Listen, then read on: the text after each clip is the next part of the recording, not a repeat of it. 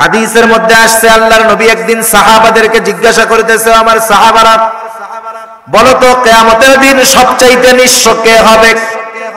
একটা হলো ফকির আর একটা হলো নিঃস্ব মিসকিন। এই দুইটার মধ্যে তফাৎ আছে। ফকির হলো সে তথা গরিব হলো সে যার আছে তবে কম, বাড়ি আছে তবে ভাঙ্গা চোরা, কাপড় আছে তবে ছেঁড়া তালি দেওয়া। কিন্তু মিসকিন হলো সে যার বাড়িও নাই, ঘরও নাই, কাপড় নাই, তার কিছুই নাই। বাংলায় যারে বলে নিঃস্ব, যার কিছুই নাই। নবীজি সাহাবাদেরকে জিজ্ঞাসা করে, বলো তো কিয়ামতের দিন সবচাইতে নিঃস্ব কে হবে? সাহাবারা জবাব দিল, আল্লাহ এবং তার রাসূল ভালো জানে। নবীজি বললেন, শোনো, কিয়ামতের দিন একটা মানুষ পাহাড় পরিমাণ নেক নিয়ে আল্লাহর সামনে উপস্থিত হবে। মনে রাখবেন, একজন গুনাহগার, একজন পাপী যত পাপ করুক না কেন, তার যদি ঈমান থাকে, ঈমান, ও যদি একবার সুবহানাল্লাহ বলে, সারা জীবন যদি পাপও করে, ওই একবার সুবহানাল্লাহর সওয়াবের প্রাপ্যটাও সে পেয়ে যাবে। তার আমলনামায় যোগ হবে। একজন গুনাহ করে, নামাজ পড়ে, গুনাহ করুক কিন্তু নামাজ পড়তেছে, এর সওয়াব তার আমলনামায় কি হবে? যোগ হবে। লোকটা পাহাড় পরিমাণ নেক নিয়ে আল্লাহর সামনে হাজির হবে। এত নেকি দেখে সে চিন্তা করবে, আজকে আমার জাহান্নামে যাওয়া কে ঠেকায়? কারণ দুনিয়ার মধ্যে যার টাকা বেশি আমরা তাকে বলি ধনী, আর কিয়ামতের দিন যার নেকি বেশি সে হবে ধনী। নেকি দেখা চিন্তা করবে কে জান্নাতে যাওয়া ঠেকায়। আল্লাহ তাআলা আদেশ দিলেই সে জান্নাতে যাবে, কিন্তু ওই লোকটাকে জান্নাতে যাওয়ার আদেশ দেওয়ার পূর্বে আল্লাহ তাআলার কাছে একটা মানুষ এসে ওই ব্যক্তির বিরুদ্ধে অভিযোগ দায়ের করবে। বলবে, আল্লাহ, এই যে পাহাড় পরিমাণ নেকের মালিক, এই লোকটাকে জান্নাতে যাওয়ার অনুমতি দেওয়ার পূর্বে এই ব্যক্তির ব্যাপারে আপনার দরবারে আমার অভিযোগ রয়েছে। এবার লোকটা বলবে, আল্লাহ, এই লোকের ব্যাপারে আপনার দরবারে অভিযোগ দায়ের করতে চাই। এবার লোকটা আল্লাহর কাছে অভিযোগ দায়ের করবে, আল্লাহ, এই লোকটা দুনিয়াতে আমার হক নষ্ট করেছিল, আমার জমি দখল দিয়েছে, আমার অত্যাচার করেছে, জুলুম করেছে। আল্লাহ, এক কথায় আমার হক নষ্ট করেছে। আয় আল্লাহ, দুনিয়াতে ন্যায় বিচার পাই নাই, আজকেও কি ন্যায় বিচার পাবো না? এবার আল্লাহ তাআলা তাকে জিজ্ঞাসা করবে, তুমি কি দুনিয়াতে তার হক নষ্ট করেছিলে নাকি? বলবে, হ্যাঁ করেছি। মিথ্যা বলার কোনো উপায় নাই। লোকটা বলবে, দাও, তার হকটা আদায় করে দাও। আল্লাহ, কিভাবে হক আদায় করব? এ তো দুনিয়া না, দুনিয়া না। দুনিয়া যদি হইতো সম্পদের দ্বারা আমি তার হকটা আদায় করতাম। আয় আল্লাহ, এ তো দুনিয়া না, কেমনে হক আদায় করব? এইবার ওই যে মাজলুম বাদী সে বলবে, আল্লাহ, ঠিক, এটা তো দুনিয়া না, আমার এখানে তো সম্পদের দরকার নাই, আমার হক সে নেকির দ্বারা আদায় করে দিক। এইবার ওই পাহাড় পরিমাণ নেকের মালিক তার হক নেকির দ্বারা আদায় করবে। একের পর এক তার ব্যাপারে অভিযোগ দিতে থাকবে, আর নেকি থেকে সে হক আদায় করতে থাকবে। মানুষের হক আদায় করতে গিয়ে একটা সময় পাহাড় পরিমাণ নেক শেষ হয়ে যাবে, কিন্তু অভিযোগকারী এখনো বাকি। অনেক মানুষের হক আরো আদায় করতে হবে। লোকটা এবার আল্লাহ তাআলার কাছে বলবে, আল্লাহ, মানুষের হক আদায় করতে করতে পাহাড় পরিমাণ নেকি শেষ হয়ে গেল, নেকি তো আর নাই, আরো তো অভিযোগকারী আছে। এবার অভিযোগকারীরা বলবে, আল্লাহ, ওর কাছে নেকি নাই, তাতে কি, আমাদের গুনাহগুলা নিয়ে আমাদের হক আদায় করে দি। এবার পাহাড় পরিমাণ নেকের মালিক মানুষের গুনাহ নিতে নিতে পাহাড় পরিমাণ গুনার মালিক হবে। নবীজি বলেন, এই লোকটা হলো কিয়ামতের দিন সবচাইতে নিঃস্ব মানুষ।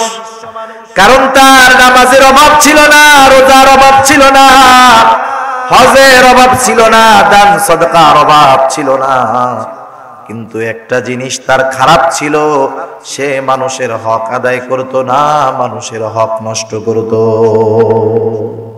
লাহু মুআক্কিবাতুম মিন বাইনি আইদিহিম ওয়া মিন খালফিহিম ইয়াহফাযুনাহু মিন আমরিল্লাহ। আল্লাহ রাব্বুল আলামিন জানায় দেন, আমাদের সাথে মুআক্কিব উপাধিধারী, মুআক্কিব নামধারী একদল ফেরেশতা আমাদের সামনে পেছনে আল্লাহ তাআলার আদেশে আমাদেরকে বিপদ আপদ মুসিবত থেকে হেফাজত করে।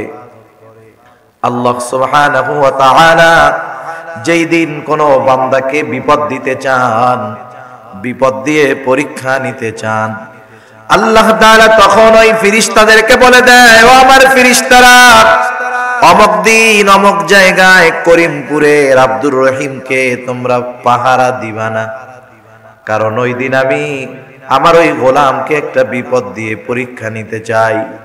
আল্লাহ তাআলা যখন আদেশ করে তখন আব্দুল করিম ওই ফেরেশতাদের নিরাপত্তা আর পায় না। আল্লাহ তাআলা পরীক্ষা করার জন্য ওই ব্যক্তিকে তখন আল্লাহ বিপদ দিয়ে দেয়। এছাড়া বিভিন্ন বিপদ আপদ থেকে আমরা বিভিন্ন সময় বাঁচি। অনেকে কয় না, আয় রে গেছিলাম নৌকায় নদীর মধ্যে, যে ঝড় উঠছে মইরাই গেছিলাম, আজরাইল দেইখা ফিরে আসছে, বলে না এরকম? আজকে মইরাই গেছিলাম কিন্তু আজরাইল দেইখা ফিরে চলে আসছি, আল্লাহ বাঁচাইছে। আল্লাহ তাআলা বাঁচিয়েছেন। ওই মুসিবত বিপদ আপদ থেকে আল্লাহ তাআলার আদেশে ফেরেশতারা আমাদেরকে হেফাজত করে। আবার আরেকদল ফেরেশতা আছে ব্রাহ্মমান ফেরেশতা। এদের মধ্যে গ্রুপ হলো দুইটা। একটা গ্রুপ আমরা যখন রাসূলুল্লাহ সাল্লাল্লাহু আলাইহি ওয়াসাল্লামের শানে দুরূদ পাঠ করি, দুরূদ হাদিসের মধ্যে আসছে, আমরা যখন দুরূদ পাঠ করি একদল ফেরেশতা আছে, এরা দুনিয়া ব্যাপী খুঁজতে থাকে, দেখতে থাকে কোথায় কে আছে নবীজির শানে দুরূদ পাঠ করে। যখন দেখে একজন দুরূদ পাঠ করেনেওয়ালা, ওই ফেরেশতারা তার দুরূদ, তার সালাম রাসূলুল্লাহ সাল্লাল্লাহু আলাইহি ওয়াসাল্লামের কাছে পৌঁছায়া দেয়। তার বাবার পরিচয় সহ যায়, বলে ইয়া রাসূলুল্লাহ, অমুকের ছেলে অমুক আপনারে সালাম জানাইছে। সুবহান। আরেক দল ব্রাহ্মমান ফেরেশতা আছে, এদের কাজ হলো দুনিয়া ব্যাপী ঘুরে বেড়ানো আর দেখা কোথায় দ্বীনি মজলিস আছে, কোথায় কোরআনের মজলিস আছে, কোথায় মানুষেরা দ্বীনি মুযাকারা করে, কোথায় ওয়াজ মাহফিল আছে, কোথায় ইসলামী সম্মেলন মহাসম্মেলন আছে, কোথায় আছে ইসলামী জলসা, কোথায় আছে তাফসীর মাহফিল। যে নামেই হোক না কেন, যেখানেই কোরআন সুন্নাহর কথা হয়, ওই মজলিস যত বড় হোক আর ছোট হোক, ওই মজলিসের বক্তা যত পরিচিত হোক আর অপরিচিত হোক, এগুলা তারা দেখে না। ওই মজলিসের চতুর্দিক দিয়ে ফেরেশতারা দাঁড়ায় যায়। মিশকাত শরীফের লম্বা হাদিস, আমি শুধু মূল পয়েন্ট গুলা বলবো। যেই মজলিস কত দামি, মজলিসের মানুষগুলা কত দামি, আল্লাহর নবীর হাদিস অবিশ্বাস করার কোনো সুযোগ আছে নাকি? যদি কেউ অবিশ্বাস করে বলেন তো তার ঈমান থাকবে নাকি? কোনো সন্দেহ নাই, নবীজির হাদিস মিশকাত শরীফে আসছে, লম্বা বর্ণনা। রাসূল আকরাম সাল্লাল্লাহু আলাইহি ওয়াসাল্লাম জানায় দেন, ফেরেশতারা এসে চতুর্দিকে দাঁড়ায়, ঘিরে দাঁড়ায়। নবীজির কথা সত্য, কোনো সন্দেহ নাই। তাহলে দেখেন, এই মজলিসে, এই মাহফিলে শুধু আমরা নয়, আল্লাহর তৈরি নূরের ফেরেশতারা চতুর্দিকে আছে না? না, চতুর্দিকে আছে। আমরা দেখতে পারি না, আমরা দেখতে পারি না, দেখতে পারি না বিদায় অস্বীকার করারও কোনো সুযোগ নাই। কারণ দুনিয়াতে অনেক কিছু না দেখাই তো বিশ্বাস করি, ঠিক না? আমাদের ইমানের সবচাইতে বড় বড় ভিত যেগুলা, বিশ্বাসের মূল ভিতগুলা আমরা একটাও দেখি না। আল্লাহ তাআলার উপরে ঈমান আনছি, আল্লাহরে দেখছি। ফেরেশতাদের উপরে ঈমান আনছি, ফেরেশতা দেখছি। নবীদের উপরে ঈমান এনেছি, তাও নবীদেরও দেখি নাই। কিতাব সমূহের উপরে ঈমান এনেছি, কোরআনটা শুধু দেখছি, বাকিগুলা দেখি নাই, কিন্তু বিশ্বাস করি আল্লাহ তাআলার পক্ষ থেকে ওগুলা নাজিলকৃত কিতাব। জান্নাত দেখি নাই, জাহান্নাম দেখি নাই, পরকালের কিছুই দেখি নাই, বিশ্বাস করি। তাকদীরের ভালো মন্দ আল্লাহর তরফ থেকে হয়, কি লেখা আছে তাকদীরে দেখি না, কিন্তু তাকদীর বিশ্বাস করি। দেখেন, সবগুলা না দেখে বিশ্বাস করি। কারণ যেটা না দেখে মানুষ বিশ্বাস করে, এই বিশ্বাসের উপরে দৃঢ়তা থাকে বেশি। একটা হলো আমি দেখছি তাই বিশ্বাস করি, আর একটা হলো দেখি নাই তারপরেও বিশ্বাস করি। নাস্তিকরা এটার নাম দেয় হলো অন্ধবিশ্বাস। নাস্তিকরা কি নাম দেয়? অন্ধবিশ্বাস। ওরা বলে যেটা দেখা যায় না ওইটা আমরা মানি না। আমরাও অনেক কিছু দেখা যায় না বিদায় মানি না, কিন্তু কিছু বিষয় আছে ওগুলা না দেখার পরেও ঈমান আনা ছাড়া কোনো পথ নাই, ঠিক কিনা বলেন? সেজন্য দেখেন এই ফেরেশতা আমরা দেখি না তাই অবিশ্বাস করার কোনো সুযোগ নাই। চতুর্দিকে রহমতের ফেরেশতারা দাঁড়ায় আছে, শুধু তাই না একজন আরেকজনের কাঁধের উপরে দাঁড়ায়। নবীজি বলেন এভাবে দাঁড়াতে দাঁড়াতে একেবারে আসমান পর্যন্ত চলে যায়। আল্লাহ রাব্বুল আলামিন তাদেরকে জিজ্ঞাসা করে, ও আমার গোলাম ফেরেশতারা, আমার এই বান্দারা এখানে কি করে? আল্লাহ সুবহানাহু ওয়া তাআলা সব কিছু জানে, সব কিছু দেখে। আল্লাহ তাআলা শুধু বাহিরেরটা দেখে এমন নয়, আমার আপনার অন্তরে কি আছে দুনিয়ার কেউ জানে না, দেখে না। দেখেন কে?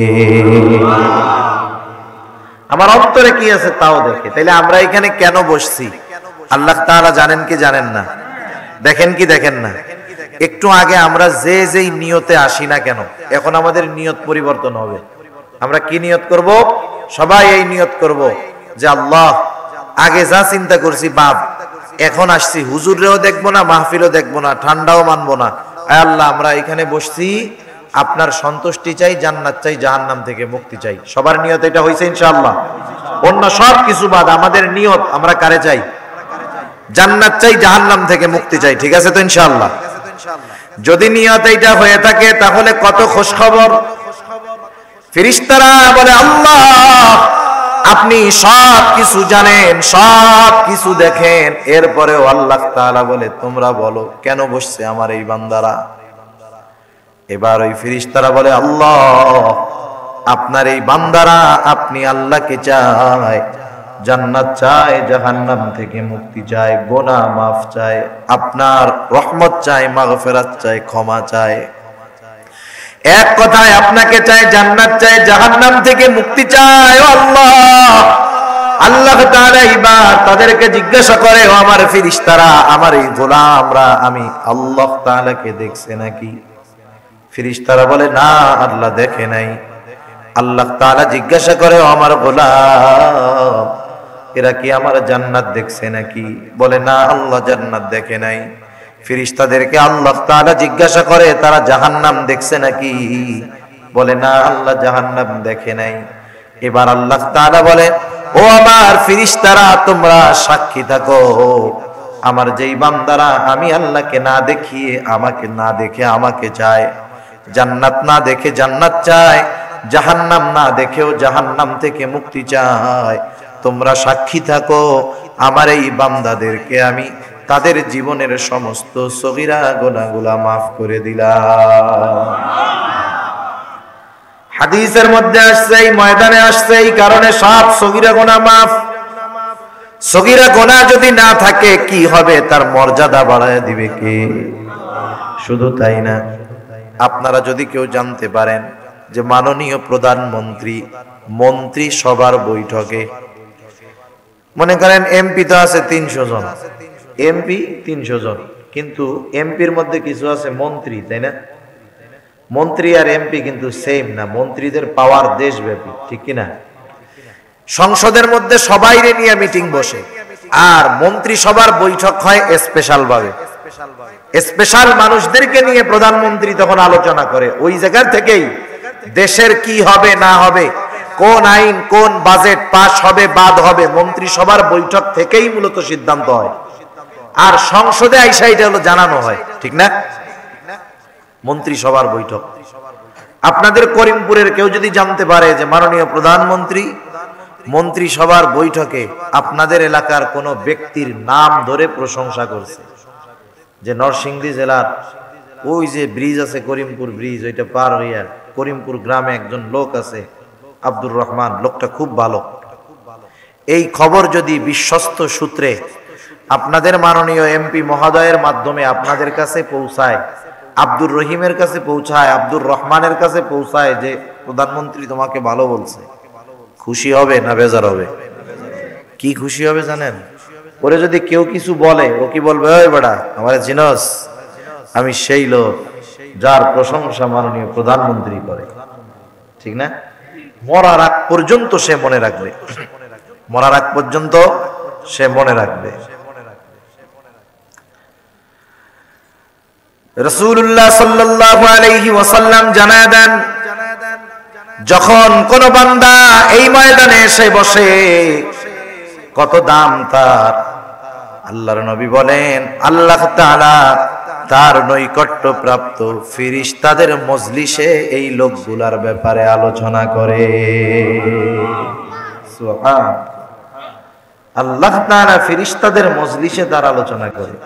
এখন বলেন, আমাদের এই মজলিস উত্তম না ফেরেশতাদের মজলিস উত্তম? ফেরেশতাদের মজলিস উত্তম, যে মজলিসে আল্লাহ সুবহানাহু ওয়া তাআলা আমাদের কথাগুলো বলেন। সেজন্য এই ময়দানগুলো যেখানেই কায়েম হবে, দূরে হোক কাছে হোক, বড় হোক ছোট হোক, আমাদের যদি সময় কিছু থাকে, একটু বসা যাবে না ইনশাআল্লাহ? আমরা এসে বসার চেষ্টা করব। আল্লাহ তাআলা তৌফিক দান করুক, সবাই বলি আমিন। আমি আপনাদের খেদমতে পবিত্র কোরআনুল কারীমের একটা আয়াত ও রাসূল আকরাম সাল্লাল্লাহু আলাইহি ওয়াসাল্লামের অগণিত হাদিস থেকে একটা হাদিসের অংশ পাঠ করেছি। আল্লাহ তাআলার কাছে তৌফিক চাই, অল্প সময়ের মধ্যে আল্লাহ তাআলা কিছু কথা আমাকে বলার তৌফিক দেন, যে কথা আমার এবং আপনাদের সকলের দুনিয়া এবং আখিরাতের জন্য কল্যাণকর হয়। সকলে বলি আমিন। আমি যে আয়াতখানা আপনাদের খেদমতে তিলাওয়াত করেছি, উক্ত আয়াতে কারীমার মধ্যে আল্লাহ সুবহানাহু ওয়া তাআলা মুমিনদেরকে দুইটা আদেশ করেছে। কয়টা আদেশ? খেয়াল দিয়া কথাগুলো শুনতে হবে। লম্বা সময় কথা বলার মতো অবস্থা নাই, কারণ অনেক দূর সফর করে আসছি। অল্প সময় যদি আমরা একটু দিলের কান দিয়ে কথাগুলো শুনি, ইনশাআল্লাহ অল্প সময় কথা বোঝা যাবে। কথা বুঝলে আমল করা সহজ হবে। আল্লাহ তৌফিক দান করুন। আল্লাহ রাব্বুল আলামিন দুইটা আদেশ করলেন মুমিনদেরকে। এক নাম্বার, আল্লাহ তাআলা বলেন, ইয়া আইয়ুহাল্লাযীনা আমানু, হে ঈমানদারেরা। আল্লাহ তাআলা এরপরে বলেন, কু আনফুসাকুম ওয়া আহলিকুম নারা। আল্লাহ রাব্বুল আলামিন বলেন, হে ঈমানদারেরা, তোমরা নিজেরা নিজেদের জাহান্নামের আগুন থেকে বাঁচাও। এরপরে আল্লাহ তাআলা বলেন, তোমার অধীনস্থ যারা আছে তাদেরকেও জাহান্নামের আগুন থেকে বাঁচাও। কোন জাহান্নামের আগুন থেকে তুমি নিজেকে এবং অধীনস্থদেরকে বাঁচাইবা? আল্লাহ রাব্বুল আলামিন বলেন, ওয়াকুদুহান নাসু ওয়াল হিজারা। আল্লাহ রাব্বুল আলামিন বলেন, ওই জাহান্নামের আগুন থেকে তুমি নিজেকে এবং তোমার অধীনস্থদেরকে বাঁচাও, যেই জাহান্নামের ইন্ধন তথা জ্বালানি হলো মানুষ এবং পাথর। ওই জাহান্নামের আগুন থেকে নিজেকে এবং নিজের অধীনস্থদেরকে জাহান্নামের আগুন থেকে তুমি বাঁচাও। তাহলে এক নম্বর আদেশ নিজেরে বাঁচাও, দুই নম্বর আদেশ অধীনস্থদেরকে বাঁচাও। অধীনস্থ কারা? স্ত্রী, সন্তান তথা আমি যাদের অভিভাবক, তারা হলো আমার অধীনস্থ। নবীজি নিজেকে এবং আমার অধীনস্থ যারা, তাদেরকে জাহান্নামের আগুন থেকে বাঁচাতে বললেন। যখন এই আয়াতটা নাজিল হলো, সাহাবায়ে কেরাম রাসূলুল্লাহ সাল্লাল্লাহু আলাইহি ওয়াসাল্লামকে বলে, ইয়া রাসূলুল্লাহ, একটু বিষয়টা আমাদেরকে পরিষ্কার করে দেন। নিজেদের জাহান্নামের আগুন থেকে বাঁচাবো এটা তো বুঝলাম, কিন্তু অধীনস্থদেরকে জাহান্নামের আগুন থেকে বাঁচাবো কেমনে? কারণ দুনিয়াতে কেউ কাউকে জাহান্নামের আগুন থেকে বাঁচাতে পারে? জোরে বলেন, পারে? কেউ কাউকে হেদায়েত দিতে পারে? যদি দুনিয়াতে কোনো মানুষের এমন পাওয়ার থাকতো যে সে মানুষকে হেদায়েত দিতে পারে, জাহান্নাম থেকে বাঁচাতে পারে, তাইলে এক নম্বরে এই পাওয়ারটা যিনি পেতেন তিনি হলেন আমার আপনার নবী মুহাম্মদুর রাসূলুল্লাহ সাল্লাল্লাহু আলাইহি ওয়াসাল্লাম। সাহাবারা এই প্রশ্নই করতেছে, ইয়া রাসূলুল্লাহ, নিজেকে বাঁচাবো বুঝলাম, ঈমান দিয়েছে আল্লাহ তাআলা, আল্লাহ তাআলার নিষিদ্ধ বিষয়গুলো থেকে বাঁচবো, গুনার থেকে বাঁচবো, নেকের কাজ করার মাধ্যমে নিজেদেরকে জাহান্নাম থেকে বাঁচাবো, কিন্তু অধীনস্থদেরকে কেমনে বাঁচাবো? রাসূল আকরাম সাল্লাল্লাহু আলাইহি ওয়াসাল্লামকেও সেই ক্ষমতা আল্লাহ তাআলা দেন নাই। অথচ আফসোসের সাথে বলতে হয়, আমাদের দেশে কিছু ভণ্ড আছে, কিছু চিটিংবাজ আছে, যারা সরল মনা মুসলমানদের ঈমানকে নষ্ট করে। কিছু মানুষ এমন আছে, এরা বলে আমার কাছে আসো, আমার দরবারে আসো, তোমাদের নামাজ রোজা লাগবে না, তোমাদের জিম্মাদারি আমি নিয়ে নিলাম। এ ধরনের কথাও বলে, অবিশ্বাস্য হলেও সত্য। বাংলাদেশের বড় একটা দরবার আছে, ওই দরবারের একজন পীর সাহেব, আমি তার নাম বলবো না, যদি কারো মনে হয় যে সন্দেহ, রেফারেন্স দরকার, রেফারেন্স দেওয়া যাবে ইনশাআল্লাহ। এটা রেফারেন্স বাইর করে এরপরে আমি বলছি, চ্যালেঞ্জের মুখে দাও এক জায়গায়। ওই দরবারের পীর সাহেবের কাছে একজন লোক আসছে, সে হলো বৈদ্য। এসে বলছে, হুজুর আমি তো বৌদ্ধ, আপনার দরবারে অনেক দিন যাবত যাওয়া আসা করি, কিন্তু পরকালে বাঁচতে হইলে তো ঈমান লাগবে, আমার তো ঈমান নাই, আমি একটু ঈমান গ্রহণ করতে চাই, মুসলিম হতে চাই, যাতে জাহান্নাম থেকে বাঁচতে পারি। পীর সাহেব বলতেছে, না, কে বলছে তোরে মুসলমান হওয়া লাগবে?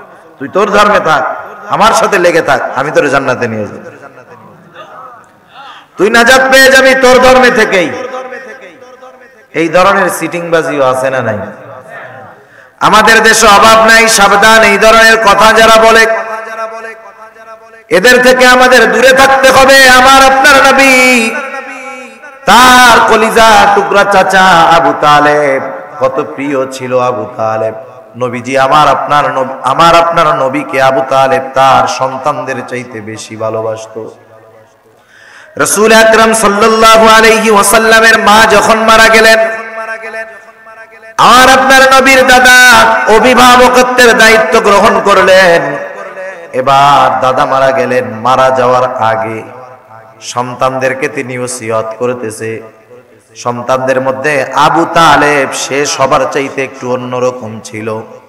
আবু তালেবকে ডেকে বলে, ও আবু তালেব, আমার এই পুত্র মুহাম্মদ, পৌত্র, অনেক জায়গায় বলে ছেলের ঘরের নাতি, অনেক জায়গায় বলে পৌত্র, পুত্রর পুত্র, পৌত্র, মুহাম্মদকে তুমি দেখে রাখবা, তুমি যতদিন জীবিত থাকো মুহাম্মাদের দেখাশোনা করবা, আমি পিতা হিসাবে তোমাকে মুহাম্মাদের অভিভাবক বানায় গেলাম। আবু তালেব আমার আপনার নবীর অভিভাবক, সব কিছু দেখাশোনার দায়িত্ব তার। শুধু তাই না, উনি দুনিয়াতে যতদিন জীবিত ছিলেন আমার আপনার নবীর সব সময় খেয়াল তিনি রাখছে। চাচার সাথে কত মহব্বত, চাচা ভাতিজার মধ্যে কত মহব্বত ছিল। আবু তালেবের দ্বারা ইসলামের কত বড় খেদমত আল্লাহ তাআলা নিচ্ছে। শুধু তাই না, একবার কাফের আবু জেহেল, উতবা, সাইবা আমার আপনার নবীর চাচার কাছে আসছে। আবু জেহেল, উতবা, সাইবা এসে বলে, ও আবু তালেব, তোমার ভাতিজা কি শুরু করলো? ও আবু তালেব, তোমার ভাতিজার কারণে ভাইয়ের সাথে ভাইয়ের দ্বন্দ্ব শুরু হয়ে গেছে, মার সাথে মেয়ের সম্পর্ক শেষ হয়ে গেছে, ছেলের সাথে বাবার সম্পর্ক শেষ হয়ে গেছে। ও আবু তালেব, তুমি তোমার ভাতিজাকে মানা করো, সে জানি তার কাছ থেকে বিরত থাকে। এইভাবে প্রথম দিন আবু তালেবের কাছে এসে আবু জেহেল, উতবা, সাইবা আবু তালেবকে বলে চলে গেল। সেই দিন আবু তালেব আবু জেহেল, উতবা, সাইবারে কিছু কথা বুঝায় বলল, ফিরায় দিল, চলে গেল। কিছুদিন অতিবাহিত হওয়ার পর আবার আবু জেহেল, উতবা, সাইবা আবার আবু তালেবের কাছে হাজির। আসার পরে বলে, ও আবু তালেব, বেশ কিছুদিন আগে তোমার কাছে এসে তোমার ভাতিজার ব্যাপারে নালিশ দিয়ে গেলাম, তুমি তো তোমার ভাতিজাকে মানা করো নাই, কারণ সে তার কাজ চালায় যাচ্ছে, আমাদের বাপ দাদার ধর্মের বিরোধিতা করে যাচ্ছে।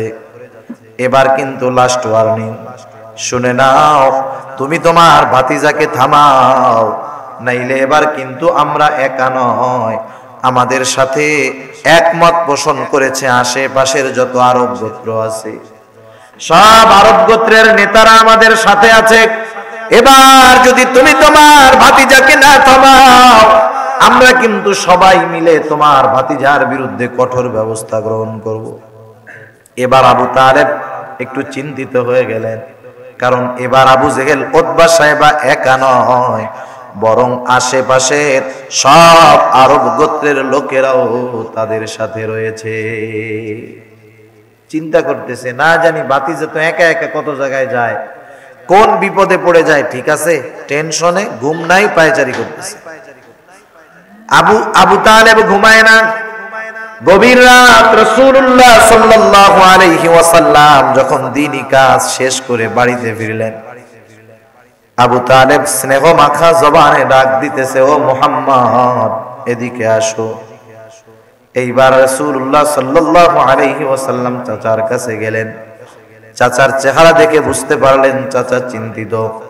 আবু তালেব বলতেছে, ও মুহাম্মদ তুমি যা করতেছো তার থেকে কি একটু বিরত হওয়া যায় না?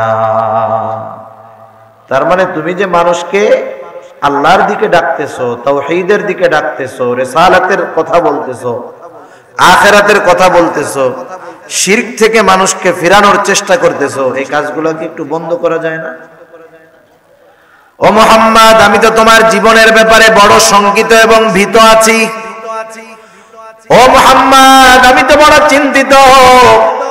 আজকে আমার বাড়িতে আবু জেহেল, উতবা সাহেবা এবং আশেপাশের যত আরব গোত্রের নেতারা আছে সবাই আমার বাড়িতে আসছে।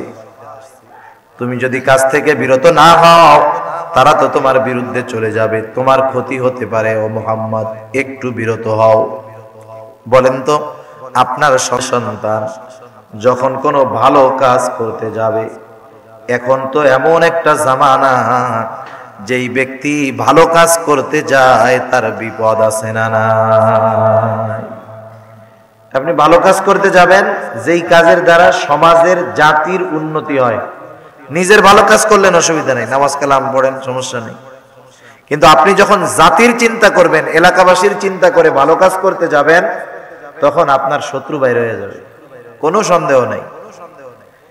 আপনি যদি জানেন আপনার সন্তান ওই ভালো কাজ করতেছে কিন্তু তার পেছনে শত্রু লেগে গেছে, আপনি কি করবেন? ছেলের এটাইকে বলবেন, দেখ বাপ তুই আমার কলিজার টুকরা, আমার কলিজাটা তুই শূন্য করিস না, ভালো কাজ করার লোক বহুত আছে, তোর করা লাগবে না, তুই বাদ দে।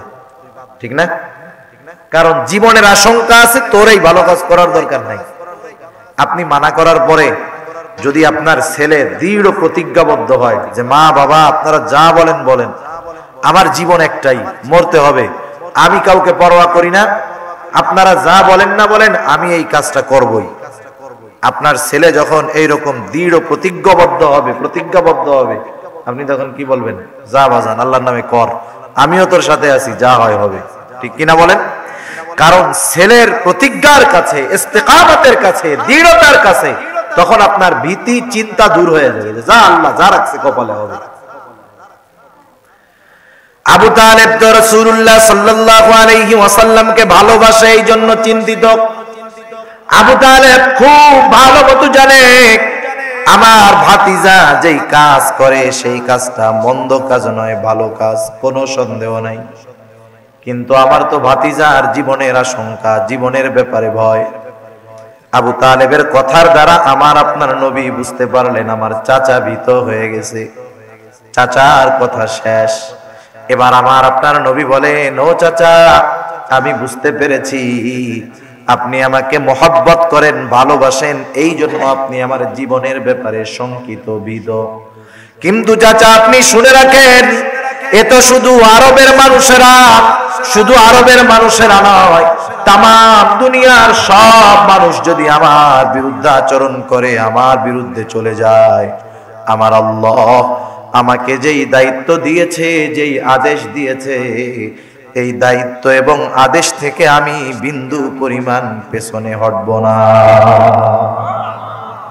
আমার জীবন যায় যাক, তাম দুনিয়া আমার বিরুদ্ধে চলে যাক, আল্লাহ তাআলা যেই জিম্মাদারি আমারে দিয়েছে, এই জিম্মাদারি দায়িত্ব থেকে এক কদম আমি পিছু হটব না, যা হয় হবে। এই ধরনের কথা আমার আপনার ছেলে সন্তান বলার পরে কি হবে? চিন্তা দূর হবে, বলবো যা বাজান কর, যা হয় হবে, আমিও আছি তোর সাথে। ঠিক না? এবার আবু তালেব একটু আগে ভীত ছিল, চিন্তিত ছিল, কিন্তু ভাতিজার দৃঢ়তা, সাহস, হিম্মত এটা দেখার পরে বলে, ও মুহাম্মদ, বুঝতে পেরেছি তোমার দায়িত্বটা কত বড় দায়িত্ব। ভাতিজা, তোমার কোনো চিন্তা নাই, তুমি তোমার দায়িত্ব পালন করতে থাকো, আমি চাচা তোমার সাথে আছি। আমি দুনিয়াতে বেঁচে থাকতে তো আমি আগে থাকবো, আমার গায়ে তোমার গায়ে আমি একটা কাঁটার আঁচড় লাগতে দিব না। সুবহানাল্লাহ। চিন্তা করছেন, যখন আরবের সব মানুষ আমার আপনার নবীর বিরুদ্ধে, তখন একজন কাফেরের দ্বারা আল্লাহ তাআলা ইসলামের খেদমত নিচ্ছেন, অকল্পনীয় বিষয়। কত দরদ ভাতিজার জন্য। এই আবু তালেব যেই বছর মারা গেল, সেই বছর খাদিজাতুল কুবরা রাদিয়াল্লাহু তাআলা আনহাও মারা গেল। চাচা এবং স্ত্রী একই বছরে দুইজন মারা গেল। ঐতিহাসিকগণ এই বছরটার নাম দিয়ে দিলেন আমুল হুজুন, চিন্তার বছর। কারণ বাহিরে সামাল দিতেন চাচা, ভেতরে বাহির থেকে কষ্ট করে এসে যখন ঘরে ফিরতেন, তখন সারাদিনের ক্লান্তি, কষ্ট, ক্লেশ খাদিজাতুল কুবরার হাতের ছোঁয়ায়, মিষ্টি কথায় মুহূর্তে দূর হয়ে যাইত। সুবহান। খাদিজাতুল কুবরা শুধু যে আমার আপনার নবীর স্ত্রী ছিলেন তা নয়, উনি ঘরের অভিভাবকের মতো ছিলেন। কারণ বয়সের দিক দিয়ে তো উনি বড় ছিলেন। নবীজিকে বিভিন্নভাবে সাহস দিতেন, উদ্দীপনা দিতেন, প্রেরণা দিতেন। আর বাহিরে চাচা, দুইজন একই বছর মারা গেছে। আবু তালেব মারা যাওয়ার আগে, যখন জীবনের অন্তিম মুহূর্তে আবু তালেব বোঝা যায় আর বেশি সময় দুনিয়ায় থাকবে না। কারণ একটা মানুষের স্বাভাবিক সাকারাতে মাউত যখন হয়, মৃত্যুর যন্ত্রণা যখন ওঠে, বোঝা যায় তার কানগুলা নরম হয়ে যায়, হাত পা শীতল হয়ে যায়, ঠান্ডা হয়ে যায়, চোখগুলা কোঠরের মধ্যে চলে যায়। অনেক সময় মুমিন বান্দা প্রচন্ড শীতের মধ্যেও ঘামতে শুরু করে। মৃত্যুর পূর্ববর্তী আলামত গুলা বোঝা যায়। যারা সামনে থেকে মৃত্যু দেখছে এরা বুঝতে পারবে।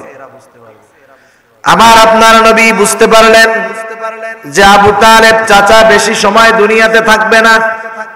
কিন্তু আমার চাচা আমাকে যত ভালোবাসুক না কেন, যত মহব্বত করুক না কেন, ঈমান যদি না আনে, আমার চাচার এই মহব্বত পরকালে কোনো কাজে আসবে না। এই জন্য নবীর চাচার শিওরে আমার আপনার নবী আবু তালেবের শিওরে মাথার কাছে গিয়ে বারবার বলে, চাচা আপনি শুধু একবার বলেন লা ইলাহা ইল্লাল্লাহ, বাকি আর কিছু বলা লাগবে না। বাকি বিষয়ের জন্য কিয়ামতের দিন আমি আল্লাহ তাআলার কাছে আপনার ব্যাপারে সুপারিশ করব। আপনি শুধু এতটুকু কথা বলেন, আর কিছু বলা লাগবে না। একটা মানুষরে বারবার বলার পরে সে বলবে কি বলবে না, তার চেহারা ভাব দেখে বোঝা যায়, ঠিক না? একজন সম্মানিত গণ্যমান্য ব্যক্তি, নেতা মৃত্যুর মুখে, এই সময় আশেপাশের লোকজন, নেতারাও তো হাজির হবে, ঠিক না? আবু জেহেল উতবা সাহেবাও আসছে, আইসা দেখে হায় রে আবু তালেবের চেহারার যেই ভাব, এই বুঝি লা ইলাহা ইল্লাল্লাহ বইলা দেয়। দৌড় দিয়ে আবু জেহেল চলে আসছে আবু তালেবের মাথার কাছে, আইসা বলে, ও আবু তালেব, কুরাইশ গোত্রের মানুষেরা আপনাকে বড় সম্মান করে, আপনাকে বড় মহব্বত করে, ভালোবাসে, আপনাকে বীর পুরুষ মনে করে। আপনি যদি মরার সময় বাপ দাদার ধর্মের মুখে চুনকালি দিয়া মুহাম্মাদের ধর্ম গ্রহণ করে মারা যান, তাইলে যেই মানুষগুলা আপনাকে বীর পুরুষ বলতো তারা কাপুরুষ বলবে, মানুষেরা আপনাকে তিরস্কার করবে। এইভাবে আবু তালেবকে উত্তেজিত করতে থাকলো তারা। নসিব বড় খারাপ, আবু তালেব ঈমান নসিব হলো না, বেঈমান হয়ে দুনিয়া থেকে বিদায় নিয়ে গেল। খায়রে নবীজির অন্তরেও ব্যথা, যেই চাচা আমার জন্য কত ত্যাগ স্বীকার করলো, সেই চাচা যতই ত্যাগ স্বীকার করুক না কেন, আমাকে যতই মহব্বত করুক না কেন, ঈমানবিহীন মৃত্যু হওয়ার কারণে তার ঠিকানা হবে জাহান্নাম। নবীজি সুপারিশ করবেন চাচার ব্যাপারে, কতটুকু? জান্নাতের সুপারিশ না, আযাব কমানোর সুপারিশ। যেই সুপারিশে তার শাস্তি হবে, আগুনের পাদুকা পরানো হবে, জুতা পরানো হবে। ওই জুতা পরার সাথে সাথে এত তীব্রতা, এত গরম, মাথার মগজ টকবক করে, ওই যে ভাত যখন টকবক করে উতরায় ওঠে, পাতিলের চারপাশ দিয়ে যেমন পড়ে, ওই মগজ ওইভাবে পড়তে থাকবে। আর যারে ওই নিম্ন শাস্তি দেওয়া হবে, ও মনে করবে এর চাইতে কঠিন শাস্তি আর কিছু হতে পারে না, অথচ ওটা হবে জাহান্নামের একেবারে নিম্ন শাস্তি। চাচা মারা গেছে, নবীজির অন্তরে ব্যথা, আহারে চাচার ঈমান নসিব হলো না। আল্লাহ রাব্বুল আলামিন ওহী নাজিল করলেন, ও আমার হাবিব শুনে নেন, ইন্নাকা লা তাহদি মান আহবাবতা ওয়ালাকিন্নাল্লাহা ইয়াহদি মান ইয়াশা। আল্লাহ রাব্বুল আলামিন বলেন, হাবিব ইন্নাকা লা তাহদি মান আহবাবতা, আপনি যাকে ভালোবাসেন তাকে আপনি হেদায়েত দিতে পারবেন না, ওয়ালাকিন্নাল্লাহা ইয়াহদি মান ইয়াশা, বরং আল্লাহ তাআলা যাকে ভালোবাসেন, যাকে চান, তিনি তাকে হেদায়েত দিয়ে দেন। দেখেন তাহলে নবীজি হেদায়েতের মালিক না, হেদায়েতের মালিক কে? যে কাউকে হেদায়েত দিতে পারে না, সে কাউকে জান্নাতেও দিতে পারবে না। তাহলে নবীজি হেদায়েতের মালিক না, নবীজি কাউরে জান্নাতে জাহান্নামে দিতে পারবে না, তাইলে আমরা কেমনে হেদায়েত দিব? আমরা কেমনে অধীনস্থদেরকে জাহান্নাম থেকে বাঁচাবো? সম্ভব? তাহলে কি? মুফাসসিরিনে কেরাম বলেন, এই জায়গার কথা হলো যে তোমরা নিজেরা আল্লাহ তাআলার আদেশ নিষেধ মান্য করার মাধ্যমে নিজেদের জাহান্নাম থেকে বাঁচাও, এবং শরীয়ত যেই নীতিমালা দিয়েছে সেই নীতিমালা অনুসরণের মাধ্যমে অধীনস্থদেরকে জাহান্নাম থেকে বাঁচানোর চেষ্টা করো। এই দায়িত্ব মূলত আমাদের। যখন রাসূলুল্লাহ সাল্লাল্লাহু আলাইহি ওয়াসাল্লাম প্রথম দিকে কাফেরদেরকে দাওয়াত দিচ্ছেন, নবীজি হঠাৎ করে যাইয়া এই দাওয়াত দেওয়া শুরু করেন নাই। ওই কাফেরদের মধ্যে ওনার জীবনের 40টা বছর অতিবাহিত হয়েছে, ঠিক কিনা? এক এলাকায় যদি একটা লোক 40 বছর থাকে, তার নাড়ি নক্ষত্র এ টু জেড, আগা থেকে মাথা, মাথা থেকে গোড়া সব জানা যায়, চেনা যায়, ঠিক কিনা? কাফের মুশরিকরা আমার আপনার নবীর ব্যাপারে খুব ভালো মতো জানতো, মুহাম্মদ কেমন মানুষ। এরপরেও যখন দাওয়াত দিছে, বলছে বলো লা ইলাহা ইল্লাল্লাহ, সফল হয়ে যাইবা, সবাই একসাথে মাইনা নিছে, তাই না? মাইনা নিছে? কি করছে? সব বিরোধী হয়ে গেছে, মুষ্টিময় কিছু লোক ছাড়া। নবীজি যখন দাওয়াত দিচ্ছেন, তারা ঈমান আনে না, নবীজি চিন্তিত হয়ে গেছেন দুইটা কারণে। কয়টা কারণে? এক নম্বর চিন্তা, যে আমি যে তাদের দাওয়াত দিচ্ছি, তারা কি আমার দাওয়াতটা কি বুঝতে পারতেছে, নাকি আমার দাওয়াত দেওয়ার পদ্ধতিতে কোনো ভুল হইতেছে নাকি আল্লাহ জানে। তাইলে এরা ঈমান আনে না কেন? অথচ এরা আমার সব কথা বিশ্বাস করত, এই কথা কেন বিশ্বাস করতেছে না? এক নাম্বার, নিজের চিন্তা করতেছেন যে আমার দাওয়াত দেওয়ার মধ্যে কোনো ত্রুটি হচ্ছে কিনা। দুই নাম্বার চিন্তা করতেছেন, আরে এই যে যারা আমার কথা শুনে ঈমান আনতেছে না, এরা তো আমার আপনজন, কেউ চাচা, কেউ বন্ধু, কেউ ফুফা, কেউ খালু, কেউ ভাই, এদের সাথে আমার জিন্দেগির বড় সময় অতিবাহিত হয়েছে, এরা যদি ঈমান না আনে, এরা তো জাহান্নামী হয়ে যাবে। একটা হলো নিজের ত্রুটির চিন্তা, দ্বিতীয়টা হলো ওই লোকগুলার চিন্তা। মানুষ যখন চিন্তিত হয়, অবশ্যই তার খাওয়া দাওয়া, ঘুম, বিশ্রাম এগুলো অটোমেটিক কমে যায়। চিন্তিত মানুষ যত আরামের বিছানায় ঘুমাক না কেন, ঘুম আসে না। যেই লোকটা টেনশনের মধ্যে থাকে, পেরেশান, চিন্তার মধ্যে থাকে, ওই লোকটার সামনে যত ভালো খাবার দেওয়া হোক না কেন, সে পরিপূর্ণ খাইতে পারে না। তার নাওয়া খাওয়া, ঘুম বন্ধ হয়ে যায়। আর মানুষ যখন খাওয়া দাওয়া, ঘুম, বিশ্রাম বাদ দেয়, অবশ্যই তার শরীরের মধ্যে ঘাটতি দেখা দেয়, অসুস্থ হয়ে যায়। আমার আপনার নবীও উম্মতের চিন্তায় খাওয়া দাওয়া কমে গেছে, নবীজি চিন্তিত। আল্লাহ রব্বুল আলামিন এবার ওহী নাজিল করলেন। আল্লাহ তাআলা বলেন, লাআল্লাকা বাখিউন নাফসাকা আল্লা ইয়াকুনু মুমিনিন। নবীজি অসুস্থ হয়ে গেলেন, দুর্বল হয়ে গেলেন। আল্লাহ তাআলা বলেন, ও আমার হাবিব, লাআল্লাকা বাখিউন নাফসাক, আপনি নিজেকে কেন নিজে নিঃশেষ করে দেন? নিজেকে কেন আপনি নিজে অসুস্থতার দিকে ঠেলে দিচ্ছেন? আল্লাহ ইয়াকুনু মুমিনিন, এই যে কাফের ওরা ঈমান আনে না, তাদের ঈমান না আনার কারণে আপনি কেন নিজেকে নিজে নিঃশেষ করে দিচ্ছে? ওরা ঈমান আনতেছে না, আপনি এত টেনশন করেন কেন? আপনার দায়িত্ব তো এটা না যে ঘাট ধরে আপনি ঈমান আনাবেন, এ দায়িত্ব আপনার দেওয়া হয় নাই তো। আল্লাহ তাআলা এরপরে বলেন, ইন্না শাআনু নাযাল আলাইহিম মিনাস সামাই আয়াতান ফাযাল্লাত আ'নাকুহুম লাহা খাদিঈন।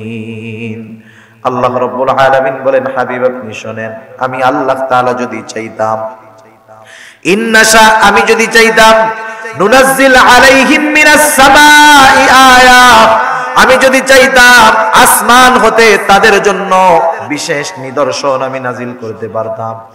মুফাসসিরিন কেরাম বলেন, সেই নিদর্শন কি?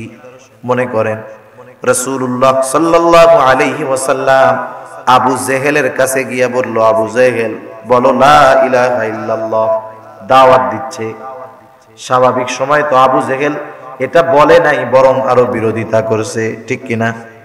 কিন্তু যদি এমন হইতো নবীজি আবু জেহেলের কাছে গেছেন, এবার দুই পাশে আল্লাহ তাআলা আসমান হতে দুইজন ফেরেশতা পাঠায় দিয়েছে। এক একজন ফেরেশতা কত বড়!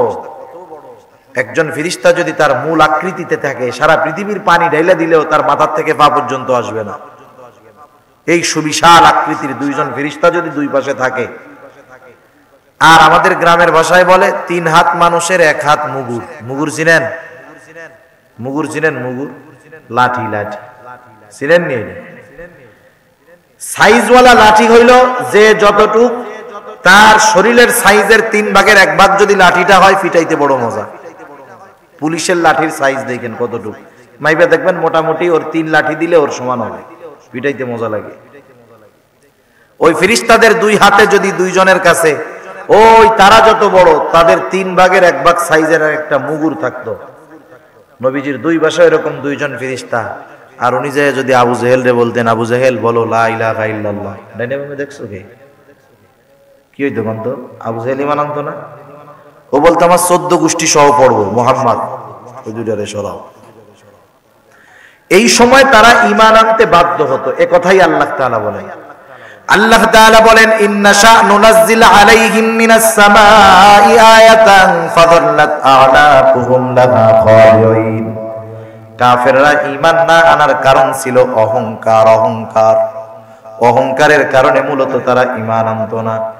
আবু জেহেল, উতবা, সাইবা এরা ঈমান না আনার কারণ তারা জানে, আমি যদি ঈমান আনি তাহলে মুহাম্মাদের নেতৃত্ব আমাকে মেনে নিতে হবে, মুহাম্মাদের কথা আমারে মানতে হবে। আমার অহংকারের মাথাটা নিচু হয়ে যাবে, আমার ইজ্জত, আমার পাওয়ারটা কমে যাবে। মূলত কাফেররা এই অহংকারের কারণে তারা ঈমান আনতো না।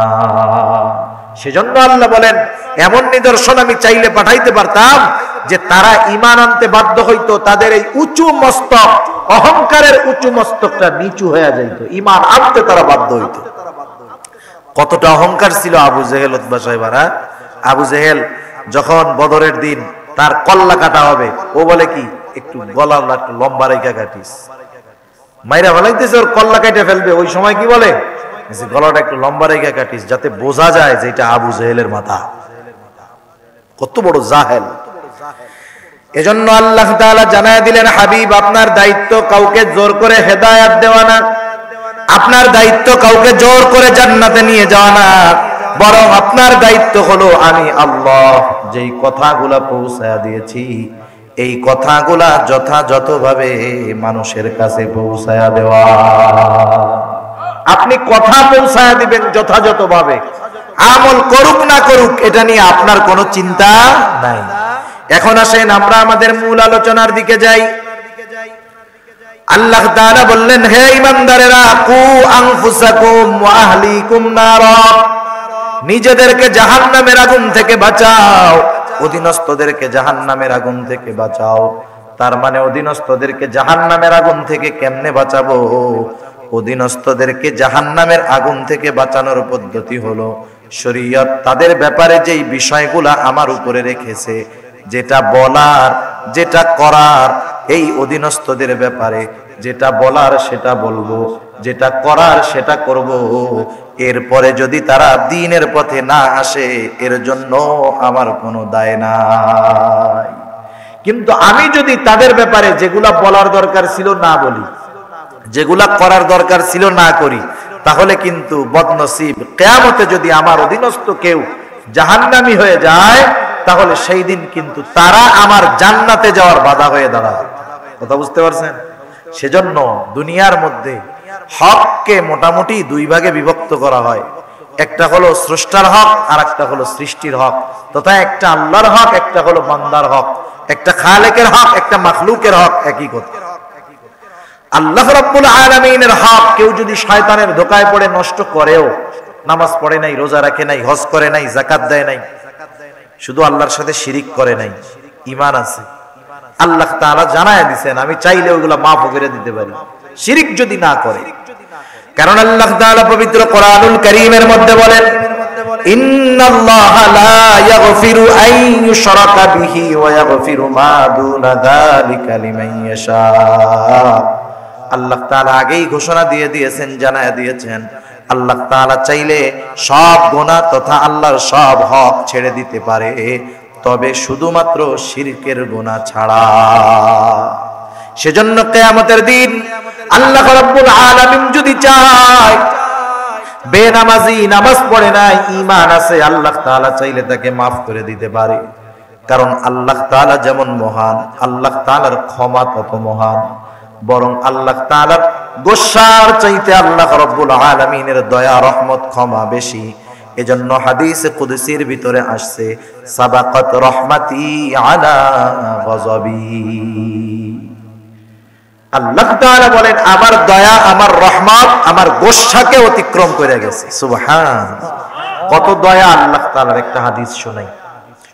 রাসূল আকরাম সাল্লাল্লাহু আলাইহি ওয়াসাল্লাম বলেন, হযরত আবু হুরায়রা রাদিয়াল্লাহু তাআলা আনহু হতে বর্ণিত হাদিস, নবীজি বলেন, ইন্না লিল্লাহি মিআতু রাহমাহ আনজালা মিনহা রাহমাতান ওয়াহিদাতান বাইনাল জিন্নি ওয়াল ইনসি ওয়াল বাহাইমি ওয়াল হাওয়াইম ওয়া বিহা ইয়াতাআতাফুনা ওয়া বিহা ইয়াতাআত্তাফুল ওয়াহশু আলা ওয়ালাদিহা আখখারাল্লাহু লাহু 99 রাহমাহ ইয়াগফিরু বিহি ইবাদাহু ইয়াউমাল কিয়ামাহ।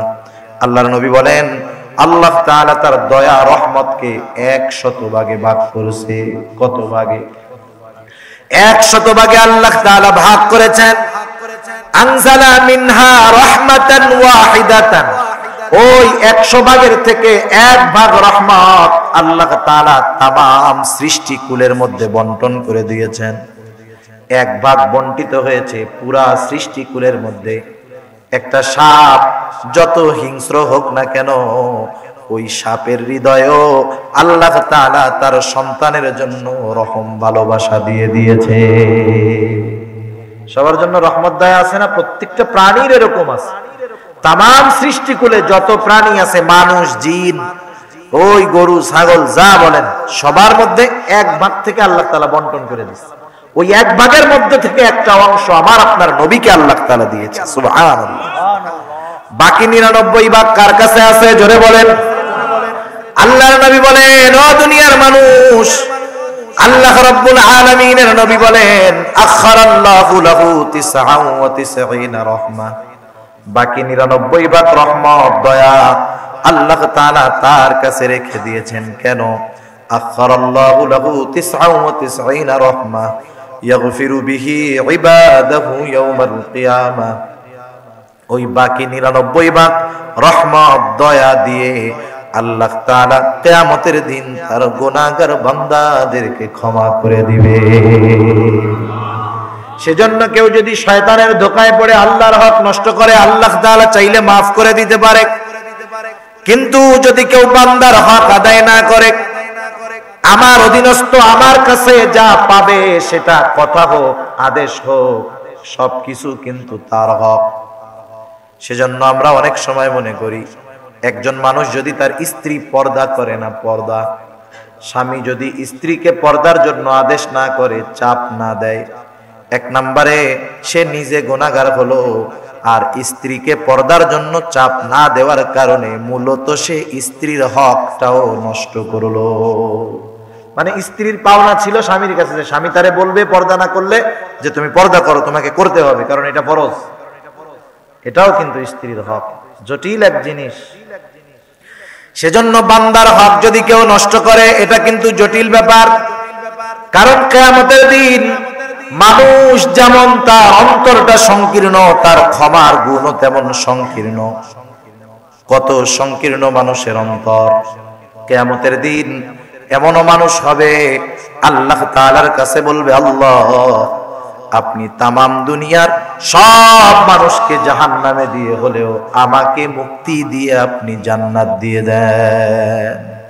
আমার বিনিময়ে সবগুলোর জাহান্নামে দিয়ে দেন, তাও আমারে জান্নাত দেন। কেমন পরিস্থিতি হবে কিয়ামতের ময়দানের! পবিত্র কোরআনুল কারীমের সূরা আবাসার মধ্যে আল্লাহ রাব্বুল আলামিন কিয়ামতের একটা চিত্র আমাদের সামনে তুলে ধরেন। আল্লাহ তাআলা বলেন, ইয়াউমা ইয়াফিরুল মারউ মিন আখিহি ওয়া উম্মিহি ওয়া আবিহি ওয়া সাহিবাতিহি ওয়া বানিহি লিকুল্লি ইমরিইম মিনহুম ইয়াউমা ইদিন শাআনুন ইউগনি। আল্লাহ রাব্বুল আলামিন বলেন, সেই দিন ভাই তার ভাইয়ের থেকে পালাবে। শুধু তাই নয়, ওয়া উম্মিহি ওয়া আবিহি, সে তার মায়ের থেকে পালাবে, বাবার থেকে পালাবে। কলিজার টুকরা স্ত্রী সন্তান, যেই সন্তানকে না দেখলে অন্তরের মধ্যে শান্তি লাগে না, কিয়ামতের দিন ওই সন্তানের থেকে পালাবে, স্ত্রীর থেকে পলায়ন করবে। প্রত্যেকে সেই দিন শুধু নিজের চিন্তা করবে। তাফসীরের মধ্যে আসছে, কেউ পরিচিত কারো মুখোমুখি হইতে চাইবে না, কারণ হলো না জানি দেখা হয়ে গেলে আমার কাছে একটা নেকি চেয়ে বসে। সেই দিন সন্তান বাবার কাঁধে পাড়া দিয়ে জান্নাতে যাওয়ার চিন্তা করবে, বাপ সন্তানকে জাহান্নামে দিয়ে হলেও নিজে জান্নাতে যাওয়ার চেষ্টা করবে। সেই কঠিন মুসিবতের দিন। আর সেই দিন যদি আমি নেক আমল করার পরেও বান্দার হক নষ্ট করে, স্ত্রী সন্তানের হক নষ্ট করে ধরা পড়ে যায়, এর চাইতে বদনসিবার আছে বলেন? কিয়ামতে সবচাইতে নিঃস্ব হলো ওই ব্যক্তি। হাদিসের মধ্যে আসছে, আল্লাহর নবী একদিন সাহাবাদেরকে জিজ্ঞাসা করতেছে, আমার সাহাবারা বলো তো কিয়ামতের দিন সবচাইতে নিঃস্ব কে হবে? একটা হলো ফকির আর একটা হলো নিঃস্ব মিসকিন। এই দুইটার মধ্যে তফাৎ আছে। ফকির হলো সে তথা গরিব হলো সে যার আছে তবে কম, বাড়ি আছে তবে ভাঙ্গা চোরা, কাপড় আছে তবে ছেঁড়া তালি দেওয়া। কিন্তু মিসকিন হলো সে যার বাড়িও নাই, ঘরও নাই, কাপড় নাই, তার কিছুই নাই। বাংলায় যারে বলে নিঃস্ব, যার কিছুই নাই। নবীজি সাহাবাদেরকে জিজ্ঞাসা করে, বলো তো কিয়ামতের দিন সবচাইতে নিঃস্ব কে হবে? সাহাবারা জবাব দিল, আল্লাহ এবং তার রাসূল ভালো জানে। নবীজি বললেন, শোনো, কিয়ামতের দিন একটা মানুষ পাহাড় পরিমাণ নেক নিয়ে আল্লাহর সামনে উপস্থিত হবে। মনে রাখবেন, একজন গুনাহগার, একজন পাপী যত পাপ করুক না কেন, তার যদি ঈমান থাকে, ঈমান, ও যদি একবার সুবহানাল্লাহ বলে, সারা জীবন যদি পাপও করে, ওই একবার সুবহানাল্লাহর সওয়াবের প্রাপ্যটাও সে পেয়ে যাবে। তার আমলনামায় যোগ হবে। একজন গুনাহ করে, নামাজ পড়ে, গুনাহ করুক কিন্তু নামাজ পড়তেছে, এর সওয়াব তার আমলনামায় কি হবে? যোগ হবে। লোকটা পাহাড় পরিমাণ নেক নিয়ে আল্লাহর সামনে হাজির হবে। এত নেকি দেখে সে চিন্তা করবে, আজকে আমার জাহান্নামে যাওয়া কে ঠেকায়? কারণ দুনিয়ার মধ্যে যার টাকা বেশি আমরা তাকে বলি ধনী, আর কিয়ামতের দিন যার নেকি বেশি সে হবে ধনী। নেকি দেখা চিন্তা করবে কে জান্নাতে যাওয়া ঠেকায়। আল্লাহ তাআলা আদেশ দিলেই সে জান্নাতে যাবে। কিন্তু ওই লোকটাকে জান্নাতে যাওয়ার আদেশ দেওয়ার পূর্বে আল্লাহ তাআলার কাছে একটা মানুষ এসে ওই ব্যক্তির বিরুদ্ধে অভিযোগ দায়ের করবে, বলবে, আল্লাহ, এই যে পাহাড় পরিমাণ নেকের মালিক, এই লোকটাকে জান্নাতে যাওয়ার অনুমতি দেওয়ার পূর্বে এই ব্যক্তির ব্যাপারে আপনার দরবারে আমার অভিযোগ রয়েছে। কিয়ামতের দিন হলো বিচার দিবস। আল্লাহ তাআলা সেই দিন আদালত কায়েম করবে, আদালত দাঁড় করাবে। ওইটা বিচারালয়। দুনিয়ার বিচারালয়ের মধ্যে ইনসাফ, ন্যায় বিচার পাওয়া কষ্টের। আর আল্লাহ তাআলার বিচারালয়ে ন্যূন পরিমাণ কোনো জুলুম নাই, সব ন্যায় বিচার আর ইনসাফ। সুবহানাল্লাহ। সেজন্য দুনিয়াতে আমরা যারা ন্যায় বিচার পাই না, দুনিয়ার আদালতে জুলুমের শিকার হইলাম, আল্লাহর আদালতে ছাড় হবে না। ঠিক কিনা বলেন? এবার লোকটা বলবে, আল্লাহ এই লোকের ব্যাপারে আপনার দরবারে অভিযোগ দায়ের করতে চাই। আল্লাহ তাআলা তো বিচারালয় কায়েম করবে, কেমন সেই বিচারালয়? কোরআনুল কারীমের মধ্যে আল্লাহ তাআলা বলেন, ওয়া নাযাউল মাওয়াজিনাল কিসতা লিয়াউমিল কিয়ামাহ ফালা তুযলামু নাফসুন শাইআ ওয়া ইন কানা মিসকালা হাববাতিন মিন খারদালিন আতাইনা বিহা ওয়া কাফা বিনা হাসিবিন। আল্লাহ রাব্বুল আলামিন বলেন, আজকের এই দিন অর্থাৎ কিয়ামতের দিন আমি ইনসাফের আদালত কায়েম করব, এমন আদালত ফালা তুযলামু নাফসুন শাইআ, যেই আদালতে ন্যূনতম জুলুম করা হবে না। ওয়া ইন কানা মিসকালা হাববাতিন মিন খারদালিন আতাইনা বিহা, কেউ যদি দুনিয়াতে সরিষা দানা পরিমাণ কোনো আমল যদি করে থাকে, আল্লাহ তাআলা বলেন ওই সরিষা দানা আমল সহ তাকে হাজির করা হবে। সেটা নেক আমল হোক আর বদ আমল হোক, ওই আমল সহ। আল্লাহ তাআলা আরেক জায়গায় বলেন সূরা জিলজালের মধ্যে, ফামান ইয়ামাল মিসকালা যাররাতিন খায়রান ইয়ারা ওয়া মান ইয়ামাল মিসকালা যাররাতিন শাররান ইয়ারা, কেউ যদি যাররা পরিমাণ ভালো কাজ করে তারও প্রতিদান দেওয়া হবে, কেউ যদি যাররা পরিমাণ খারাপ কাজ করে তারও প্রতিদান দেওয়া হবে। সুবহানাল্লাহ। চিন্তা করছেন কেমন আদালত ওইটা? আল্লাহ তাআলা বলেন হিসাব নেওয়া হবে, হিসাব নেওয়ার জন্য আমি আল্লাহই যথেষ্ট। এবার লোকটা আল্লাহর কাছে অভিযোগ দায়ের করবে, আল্লাহ এই লোকটা দুনিয়াতে আমার হক নষ্ট করেছিল, আমার জমি দখল দিয়েছে, আমার অত্যাচার করেছে, জুলুম করেছে, আল্লাহ এক কথায় আমার হক নষ্ট করেছে। আয় আল্লাহ দুনিয়াতে ন্যায় বিচার পাই নাই, আজকেও কি ন্যায় বিচার পাবো না? দুনিয়ার সিস্টেম কি জানেন? একজন সম্পদওয়ালা যদি একজন গরিব মানুষের উপরে জুলুম করে, অত্যাচার করে, তার সম্পদ দখল দেয়, ওই গরিব মানুষ যদি এলাকার বিচারক যারা আছে এদের কাছে বিচার চাইতে যায়, উল্টা সে আরো যাইয়া বিপদে পড়ে। ঠিক কিনা বলেন? ওর কানের কাছে মুখটা লাগায় কয়, বেটা জমি গেছে, বেশি আয় বাইলে কিন্তু জান যাইব। ঠিক কিনা বলেন? এবার ওই লোক জানের ভয়ে চুপ করে বসে থেকে কিচ্ছু আর কয় না। ঠিক কিনা? হায় হায়, এই মাজলুম দুনিয়াতে হয়তো চুপ কইরা আছে, আজকে কিছু বলতেছে না, ও তো বলবে সেই দিন। ঠিক কিনা বলেন? আর কিয়ামতের দিন লেনদেন হবে নেকি দিয়ে, হয়তো গুনাহ নিতে হবে, না হয় নেকি দিতে হবে। এবার আল্লাহ তাআলা তাকে জিজ্ঞাসা করবে, তুমি কি দুনিয়াতে তার হক নষ্ট করেছিলে নাকি? বলবে হ্যাঁ করেছি। মিথ্যা বলার কোনো উপায় নাই। লোকটা বলবে দাও, তার হকটা আদায় করে দাও। আল্লাহ কিভাবে হক আদায় করব? এ তো দুনিয়া না, দুনিয়া না। দুনিয়া যদি হইতো সম্পদের দ্বারা আমি তার হকটা আদায় করতাম। আয় আল্লাহ এ তো দুনিয়া না, কেমনে হক আদায় করব? এইবার ওই যে মাজলুম বাদী সে বলবে, আল্লাহ ঠিক এটা তো দুনিয়া না, আমার এখানে তো সম্পদের দরকার নাই, আমার হক সে নেকির দ্বারা আদায় করে দিক। এইবার ওই পাহাড় পরিমাণ নেকের মালিক তার হক নেকির দ্বারা আদায় করবে, একের পর এক তার ব্যাপারে অভিযোগ দিতে থাকবে, আর নেকি থেকে সে হক আদায় করতে থাকবে। মানুষের হক আদায় করতে গিয়ে একটা সময় পাহাড় পরিমাণ নেক শেষ হয়ে যাবে, কিন্তু অভিযোগকারী এখনো বাকি, অনেক মানুষের হক আরো আদায় করতে হবে।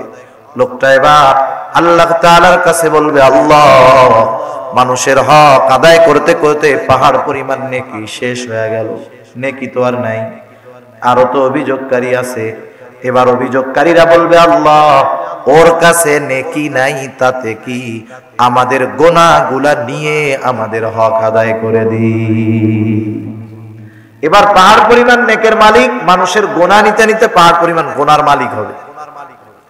নবীজি বলেন এই লোকটা হলো কিয়ামতের দিন সবচাইতে নিঃস্ব মানুষ, কারণ তার নামাজের অভাব ছিল না, রোজার অভাব ছিল না, হজের অভাব ছিল না, দান সদকার অভাব ছিল না, কিন্তু একটা জিনিস তার খারাপ ছিল, সে মানুষের হক আদায় করত না, মানুষের হক নষ্ট করত।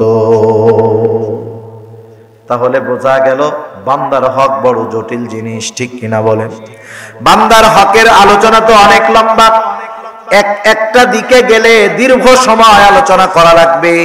আমি বেশি দূরে যাব না। আমাদের নিজেদের মধ্যে নিজেদের কিছু হক আছে, যেই হকগুলার ব্যাপারে আমরা উদাসীন, অনেকটাই উদাসীন। আমরা মনে করি ওরা তো আমার কাছের লোক, ওদের আবার কিসের হক। বিষয়টা এমন না, বরং আমার যত কাছের তাদের হক গুলা হলো তত জটিল। কোরআন হাদিসের মধ্যে স্ত্রীর হক, সন্তানের হক, মা বাবার হক, প্রতিবেশীর হক, এক মুসলমান হিসাবে মুসলমানের হক, অমুসলিম মানুষ হিসাবে তার হক, প্রতিবেশীর হক, সব হকের কথা কোরআন সুন্নাহর মধ্যে আছে না নাই? যেই হকটাই নষ্ট করা হবে কিয়ামতের দিন, ওই হকের প্রতিদান নেকের দ্বারা দিতে হবে। এজন্য আল্লাহর নবী এক হাদিসের মধ্যে বলেন, সেই দিন আসার আগে তোমরা সতর্ক হও, যেই দিন আল্লাহ তাআলা বাদী বিবাদীর মধ্যে মীমাংসা করে দিবে। সেই দিন আসার আগে সতর্ক হও। তোমরা যদি কাউকে কথার দ্বারা অন্যায়ভাবে কষ্ট দিয়ে থাকো, সেই দিন আসার পূর্বে তার কাছ থেকে ক্ষমা চেয়ে নাও। একজন আর একজনকে বিনা কারণে কথার দ্বারা কষ্ট দিয়েছে, মাপ চাইতে পারে নাই, কিয়ামতের দিন এই যে মাপ দুনিয়ায় চাইতে পারলো না, এর বিনিময়টাও তার নেকির মাধ্যমে ওই লোকটারে দিতে হবে। কঠিন এক অবস্থা। সেজন্য আমরা অনেক দূর যাব না। আমরা যেটা আলোচনা করব আজকে, অধীনস্থ তথা সন্তানদের হক। কার হক? জোরে বলেন। সন্তানের হক। একেবারে অল্প সময়, বেশি সময় নিব না। সন্তানের হক। আমরা যে জায়গায় যাই, অধিকাংশ জায়গায় অনেক মুরব্বী আইসা বলে, বাজান আমার 3টা ছেলে, 4টা ছেলে। এক জায়গায় গেছি চট্টগ্রাম, বলে 3টা ছেলে আমার, লেখাপড়া শিখাইছি, যা চাকরি পেয়ে ব্যবসা করে যা জমাইছি সব তাদের লেখাপড়ার পিছনে ব্যয় করছি, নিজের ভিটা বাড়ি টুকবল ছাড়া আর কিছুই নাই। এই সন্তানদেরকে জীবনের সর্বস্ব ব্যয় করে আমি ডাক্তার বানিয়েছি, ইঞ্জিনিয়ার বানিয়েছি। আজকে তারা বিদেশের বাড়িতে পরিবার সন্তান সহ থাকে। হুজুর, আমার বাড়িটা আমি বড় বাড়িও বানাইতে পারি নাই যে ভাড়া দিয়ে খামো। আজকে ঘরের মধ্যে পড়ে থাকি, ওষুধ কেনার টাকাটাও আমার ওই ছেলেরা দেয় না। একটু মা বাবার হকের ওয়াজ করেন। ছেলে 3টা উচ্চ শিক্ষিত, বিদেশের বাড়িতে থাকে, স্ত্রী সন্তান নিয়ে ওনারে ওষুধ কেনার টাকা দেয় না। উনি আমার এসে কি বললো, বাজান একটু মা বাবার হকের ওয়াজ করো। তখন আমার বলতে মন চাইছিল যে বাবা, আমি যে আপনার মা বাবার হকের ওয়াজ করব বুঝলাম মনে মনে, কিন্তু আপনি কি আপনার সন্তানের হক গুলা বাস্তবে আদায় করছিলেন ছোটবেলায়? যদি তাদের হক আপনি ওই ছোটবেলায় আদায় করে না থাকেন, বড় হলে তো তারা আপনার হক আদায় করবে না, এটা স্বাভাবিক ব্যাপার, ঠিক কিনা বলেন? দেখেন, একজন মা বাবা সন্তানের কাছে হক কখন পায়? সন্তান যখন বালেগ হয়। সন্তান বালেগ হওয়ার আগ পর্যন্ত মা বাবা সন্তানের কাছে ওই এই বলতে পারবে না যে তুমি যাও রিক্সা চালাইয়া ইনকাম করে আইনা খাওয়াও। এই কথা বলার অধিকার মা বাবার নাই। কারণ সন্তান বালেগ হওয়ার আগ পর্যন্ত সে মা বাবার অধীনে থাকে, মা বাবার অধীনস্থ। সে যখন বালেগ হয়ে যাবে, মা বাবা যদি অসুস্থ হয়, সন্তানের দায়িত্ব হলো পরিশ্রম করে উপার্জন করে মা বাবার চিকিৎসা করানো, ঠিক কিনা বলে? তাহলে সন্তানের কাছে মা বাবা হক পায় কখন? স্বাভাবিক, সন্তান বালেগ হয় যখন। কিন্তু এই সন্তানও তো মা বাবার কাছে হক পায়, পায় কি পায় না? কখন পায়? হযরত ওমর রাদিয়াল্লাহু তাআলা আনহুর কাছে একজন লোক আসছে। আসার পরে বলতেছে, ও খলিফাতুল মুসলিমিন ওমর, আমার একজন সন্তান আছে, আমার সন্তান আমার হকটা আদায় করে না। হযরত ওমর রাদিয়াল্লাহু তাআলা আনহু বললেন, যেই সন্তান হক আদায় করে না সাথে আনছো নাকি? বলে না, খলিফাতুল মুসলিমিন আনি নাই। হযরত ওমর রাদিয়াল্লাহু তাআলা আনহু বললেন, আগামী দিন তাকে সহ আমার কাছে আসবা। পরের দিন সকাল বেলায় বাপ ছেলেরে নিয়ে ওমরের দরবারে হাজির। হযরত ওমর রাদিয়াল্লাহু তাআলা আনহু ছেলেটাকে জিজ্ঞাসা করে, কিরে বেটা, তুমি বাবার হক আদায় করো না কেন? বাবার হক আদায় করবা। এইবার ছেলেটা বলে, খলিফাতুল মুসলিমিন, আপনার কাছে আমার একটা জিনিস জানতে চাওয়ার আছে। কি জানতে চাও? বলে, হক কি শুধু সন্তানের কাছে মা বাবা পায় নাকি সন্তানও মা বাবার কাছে কিছু হক পায়? হযরত ওমর রাদিয়াল্লাহু তাআলা আনহু বললেন, হ্যাঁ অবশ্যই সন্তান মা বাবার কাছে হক আগে পায়। হযরত ওমর রাদিয়াল্লাহু তাআলা আনহু তিনটা হকের কথা বর্ণনা করেছেন। হাদিসের আলোকে আরো কিছু হক আছে, আমি বিস্তারিত লম্বা আলোচনায় যাব না, শুধুমাত্র কথাগুলা হকগুলা আপনাদের টাচ করে দিয়েই চলে যাব। হযরত ওমর রাদিয়াল্লাহু তাআলা আনহু এক নম্বরে বললেন, শোনো, দুনিয়ার সব সন্তানের মা বাবার কাছে অন্যতম প্রধান এক নম্বর হক হলো একটা দিনদার মা। আপনাদেরকে জিজ্ঞাসা করি, সন্তান আগে না মা আগে? জোরে বলেন, সন্তান আগে না মা আগে? সন্তান আগে না বিবাহ আগে? জোরে বলেন, কোনটা আগে? কিন্তু আফসোস, আজকে এ জাতিকে, পরবর্তী প্রজন্মকে নষ্ট ভ্রষ্ট করার জন্য আজকে যারা মিডিয়ার সেলিব্রিটি আছে এদের বাচ্চা হয় আগে, বিয়ে হয় পরে, ঠিক কিনা বলে? সুতরাং সাবধান মুসলমান, এই ধরনের অপকর্ম, অপসংস্কৃতি যারা আমাদের দেশে পরিচালনা করতে চায়, আমাদের দেশের সামাজিক সভ্যতাকে নষ্ট করতে চায়, এ দেশ থেকে তাদেরকে জুতা পিটা করে তাড়া করতে হবে, ঠিক কিনা বলে? আজকে দেখেন না খবরে, মিডিয়ার মধ্যে পত্রিকা খুললে, মোবাইল খুললে শুধু পতিতা নষ্টা ভ্রষ্টা মহিলাদের খবর আছে না নাই? সমাজটাকে নষ্ট করে দিচ্ছে।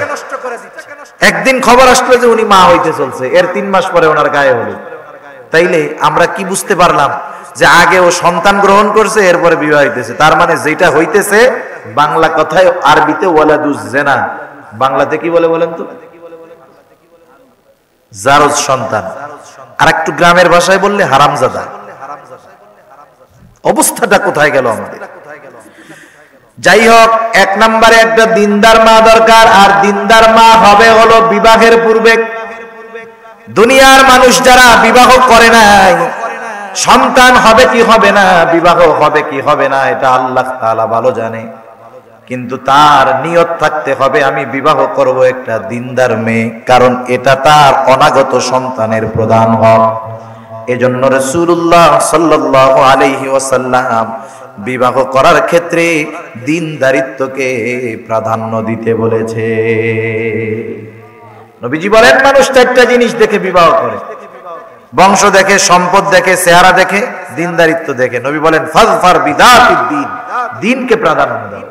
বাকি 3টা আছে 100-এ 100, দিনদারিত্ব নাই, কাইটা চলে আসো, সব শেষ হয়ে যাবে। বাকি 3টা নাই, দিনদারিত্বতে 100-এ 100, বিবাহ হয়েই গেছে, একটু সবর করো। এই দিনদার মেয়ের দ্বারা এমন সন্তান আল্লাহ দুনিয়াতে দিবে যা তোমার চক্ষু এবং হৃদয় শীতলকরণের কারণ হবে, ঠিক কিনা বলেন? আমরা আল্লাহর কাছে দোয়া করি না, শিখাইয়া দিয়েছে আল্লাহ তাআলা। সেজন্য যারা বিবাহ করেন নাই, দোয়া করবেন, রব্বানা হাব লানা মিন আজওয়াজিনা ওয়া যুররিয়াতিনা কুররাতা আ'য়ুনিন ওয়াজআলনা লিল মুত্তাকিনা ইমামা। যারা বিবাহ করে নাই তারাও করবে, যারা বিবাহ করছে তারাও করবে, যাদের সন্তান হয় নাই তারাও করবে, যাদেরকে আল্লাহ সন্তান দিয়েছে তারাও করবে, যারা বুড়া হয়ে গেছে তারাও করবে, ছেলেও করবে, মেয়েও করবে, বেটাও করবে, বিটিও করবে। প্রত্যেক নামাজে দোয়া করবে, রব্বানা হাব লানা মিন আজওয়াজিনা ওয়া যুররিয়াতিনা, ও আমার রব, এমন স্ত্রী এমন সন্তান আমাদেরকে দান করেন। ও আমার রব, এমন স্ত্রী এমন সন্তান আমাদেরকে দান করেন। কুররাতা আ'য়ুন, যারা আমাদের চক্ষু শীতলকরণের কারণ হয়। ওয়াজআলনা লিল মুত্তাকিনা ইমামা, এবং আমাদেরকে আপনি মুত্তাকিনদের ইমাম হিসাবে কবুল করে নেন। এই দোয়া করতে হবে। যাদের বিবাহ হয় নাই ওরা আরো বেশি বেশি করবে, যাতে দিনদার মেয়ের ব্যবস্থা আল্লাহ তাআলা করে দেয়, ঠিক কিনা? একটা হলো প্রস্তুতকৃত জিনিস, আর একটা হলো কিনে আইনা প্রস্তুত করা। দুইটার মধ্যে তফাৎ আছে না?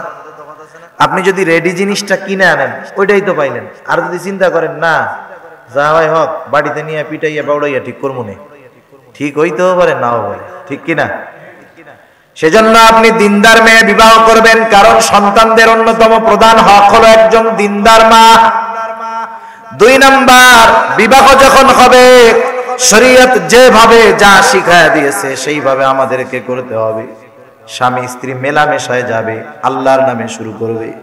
আল্লাহর নবী হাদিসের মধ্যে দোয়া শিখায়া দিয়েছেন, কারণ হাদিসের মধ্যে আসছে স্বামী স্ত্রী যখন মেলামেশা করে তারা যদি অপবিত্র থাকে, বিসমিল্লাহ ছাড়া যদি শুরু করে দেয়, ওই সহবাসের সাথে শয়তান মিলিত হয়ে যায়। সেজন্য দোয়া পড়বে, বিসমিল্লাহি আল্লাহুম্মা জান্নিবিনাশ শাইতান ওয়া জান্নিবিশ শাইতানা মা রাযাকতানা। তাহলে কি হবে? এই বিবাহের মধ্যে, ওই কাজের মধ্যে আল্লাহ তাআলা বরকত দিবে। সন্তান হইলে দিনদার সন্তান হবে। সুবহানাল্লাহ। এগুলো সব জানতে হবে শরীয়তের নিয়ম অনুযায়ী। এরপরে যখন একটা সন্তান মায়ের পেটের মধ্যে আসবে, এইবার মার কিছু দায়িত্ব আছে। আমাদের দেশে সন্তান যখন মায়ের গর্ভে আসে, এখন তো মা চিন্তা করে, আগে তো ঘুরতে চলে যাইতাম ওই করিমপুর ব্রিজের কাছে, নরসিংদী শহরে চলে যাইতাম, কিন্তু পেটের মধ্যে বাচ্চা নিয়ে তো আর ঘোরাফেরা, মার্কেট দোকানে যাওয়া যাবে না। কি করা যায়? ছেলের বাপ পেটের মধ্যে যেই বাচ্চা আসছে তার বাপকে বলে, ও শোনো, একটু কাজ করো। কি করব? বলে, এখন তো আর বাইরে ঘুরতে ফিরতে যাওয়া যাবে না, একটা কাজ করো, ঘরের মধ্যে বড় একটা টিভি আর ডিশের লাইন লাগায় দাও, নাইলে বলে বড় একটা মোবাইল কিনে দাও, ওয়াইফাই লাইন লাগায় দাও, যাতে করে দিনভর মোবাইল টিভি দেখে আমি আমার সময়টা কাটাতে পারি। এই কথাই অধিকাংশ মহিলারা এখন বলে, ঠিক কিনা বলেন? কিন্তু মুরব্বী যারা আছেন, এই মুরব্বীরা জানবে ভালো, ওনাদের মা, ওনাদের দাদা দাদি এনারা কি করতো? সন্তান যখন আসতো মায়ের পেটে, কোনো জায়গায় যাওয়া বাপ, ঘরের থেকে আর বের হইতো না, ঘরের ভেতরে থাকার চেষ্টা করতো, জানি মানুষের নজর না পড়ে। আগে অনেক মহিলা যদিও মানুষের সামনে যাইতো, শালীনতার সাথে যাইতো, কিন্তু সন্তান পেটে আসার পরে আর কারো সামনেই যাইতো না, ঘরের কোনায় বসে থাকতো। আর কি করতো? কোরআন পড়তো, তাসবিহ তাহলিল পড়তো, দুরূদ শরীফ পাঠ করতো, ঘরে টুকিটাকি কাজ করতো। কিন্তু এখনের গুলা কি হয়? টেলিভিশন দেখে সময় কাটায়, মোবাইল ইন্টারনেট দেখে সময় কাটায়। হুজুরদের কথা না, বিজ্ঞানের কথা।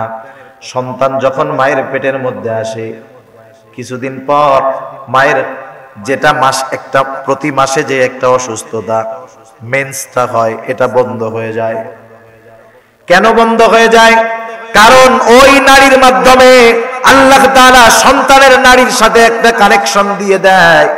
ওই রক্তটাকে, যেই রক্তটা অপবিত্র ছিল, হারাম ছিল, আল্লাহ তাআলা কুদরতি ভাবে সেটারে প্রসেসিং করে মায়ের পেটের মধ্যে সন্তানের প্রবৃদ্ধি আল্লাহ তাআলা দান করে। সুবহানাল্লাহ বলে।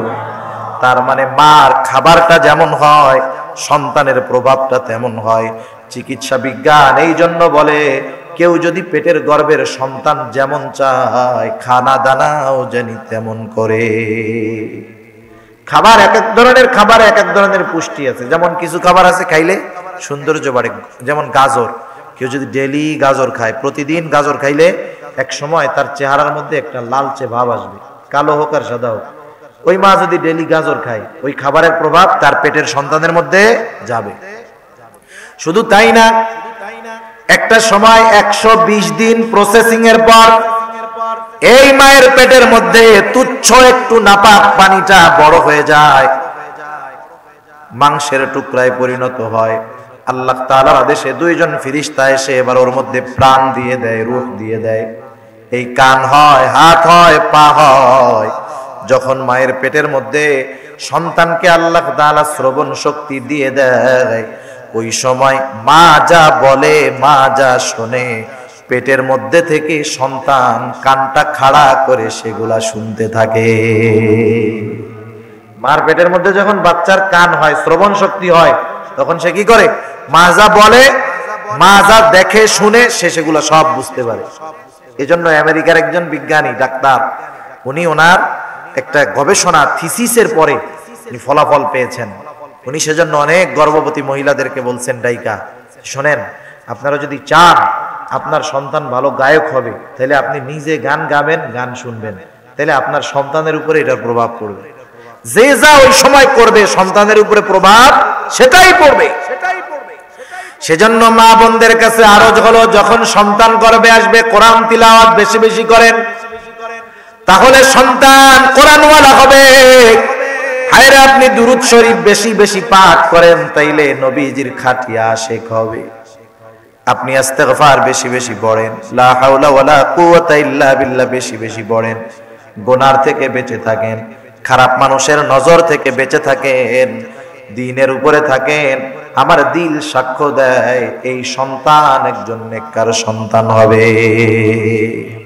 সেজন্য মার পেটে যখন সন্তান আসবে, মার কিন্তু বড় দায়িত্ব, বড় ভূমিকা। কখনো সে গুনার দিকে যাবে না, নেকের কাজের মধ্যে থাকবে। ফায়দা হবে সন্তানের। কোরআন শুনবে, পড়তে পারে না, মোবাইলে গান না শুই না, কোরআন শুনবে, এই শ্রবণ করার মধ্যেও ফায়দা আছে। এরপরে সন্তান যখন দুনিয়ায় ভূমিষ্ঠ হবে, কিছু করণীয় বিষয় আছে। এক নাম্বার, সন্তান যখন দুনিয়ায় ভূমিষ্ঠ হবে, তার ডান কানে আযান, বাম কানে দিতে হবে ইকামত। ছেলে হোক মেয়ে হোক, ডান কানে আযান, বাম কানে ইকামত। কিন্তু আফসোস, আজকে আমাদের দেশে অনেক মানুষ বোঝে না। তার বাচ্চা হইছে নরসিংদীর হসপিটালে, ওইখান থেকে ফোন দিছে মসজিদের মুয়াজ্জিনের কাছে রাত ৩টার সময়। রাত ৩টায় ইমাম মুয়াজ্জিনকে ডাকে তো কেউ মরলে, ঠিক কিনা? মুয়াজ্জিন ফোন ধরে ওয়ালাইকুম আসসালাম দিয়ে কয়, ভাই মরছে কে, মরছে কে? ধরবে না, তোরে কি কেউ মরার খবর দিছে? কারণ মুয়াজ্জিন ইমাম চিন্তা করে মানুষ আমাদের শেষ রাত্রে মধ্যরাত্রে এই জন্যই ডাকে, কেউ মরলে। কেন? ঘরের মধ্যে একজন মরছে, যারে ছাড়া ঘুম হইতো না, সে মারা গেছে। রাত ৩টার সময় বাসার থেকে মহিলা মুয়াজ্জিনরে ফোন দিয়ে বলে, ভাই দেখেন বাচ্চারা ভয়ে ঘুমাইতে পারতেছে না, লাশটা তাড়াতাড়ি বের করেন ঘর থেকে। ঠিক কিনা বলেন? এই জন্য বলে, যেই লোকের টাকার ঘর, ওই লোকটার মধ্যে শুধু রূপটা নাই, বডির সব ঠিক আছে। আহা, এখন ওই লোকটা ঘরে রাতের ২-৩টা ঘন্টা তারে থাকতে দিবে না, বাইর করে দিতেছে তাড়াতাড়ি। এটাই দুনিয়া, এটাই দুনিয়ার বাস্তবতা।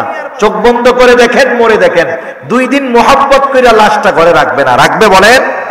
রাখবে না। মুয়াজ্জিনরে ফোন দিয়ে, গায়ে বেটা কেউ মরে নাই, কি হইছে? আমার একটা পোলা হইছে, তো একটু মাইকে আজান দিয়া দে। তাহলে দেন, পোলা হইল কই, আজান দেয় কই? সেজন্য বাচ্চা যেখানেই হোক, কোন পুরুষ মানুষ যদি নাও থাকে, মহিলারা আজান ইকামতের শব্দগুলা, ডান কানে আজানের শব্দ, বাম কানে ইকামতের শব্দগুলা মহিলারা বলে দিবে, কোনো অসুবিধা নেই। আস্তে আস্তে বললেই হবে, কানে হাত দিয়ে জোরে কইতে হবে এরকম কোনো কিছু। কেন? কারণ বাচ্চাটা মায়ের পেটের মধ্যে একটা জগতে ছিল, ঠিক কিনা? ও এখন নতুন এক জগতে পদার্পণ করেছে। এই জগতের সর্বপ্রথম কথা সে শুনবে আল্লাহর বড়ত্বের কথা। সেজন্য ডান কানে আজান, বাম কানে ইকামত।